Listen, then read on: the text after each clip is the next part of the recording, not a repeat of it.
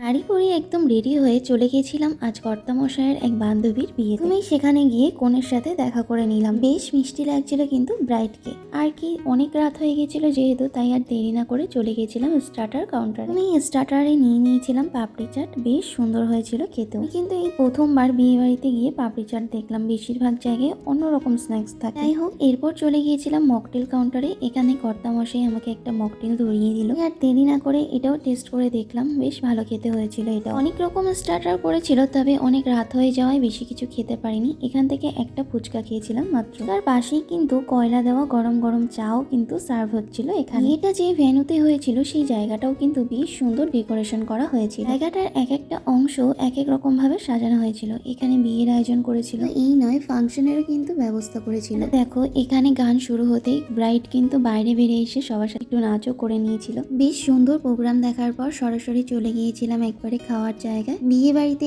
এত ভিড় ছিল যে আমাদের খেতে খেতে প্রায় 12টা বেজে গিয়েছিল। যাই হোক, মেনুতে কিন্তু দারুণ সুন্দর খাবারের আইটেম ছিল। তো প্রথমেই পড়ে গিয়েছিল ফিশ ফ্রাই। সত্যি বলতে ফিশ ফ্রাইটা খেতে অসাধারণ হয়েছিল। আর তোমরা কে কে আমার মতো এরকম ফিশ ফ্রাই খেতে ভালোবাসো অবশ্যই কমেন্টে জানিও। পর কিন্তু প্লেটে পড়ে গিয়েছিল রুমালি রুটি আর আলু কিমা। এই আইটেমটাও বেশ সুন্দর হয়েছিল খেতে। আর এরপরেই ছিল আমাদের বাঙালির প্রিয় মাটন বিরিয়ানি। দেখেই বুঝতে পারছো মাটনটা কতটা সফট ছিল। এর সাথে ছিল আবার চিকেন কষা। যাই হোক, শেষ পাতে চাটনি পাঁপড় মিষ্টি দিয়ে খাওয়া দাওয়া সেরে কথা বলতে গিয়ে বিয়ে বাড়ি গিয়ে খাবার নষ্ট করতে একটুও ভালো লাগে না। অল্প খাবার নিয়ে প্লেট একদম পরিষ্কার করে কিন্তু আমরা সবাই খেয়েছি। এসে ব্রাইডের সাথে দেখা করে আমরা কিন্তু রওনা দিয়েছিলাম বাড়ির পথে। ভিডিওটা ভালো লাগলে অবশ্যই একটা লাইক দিও।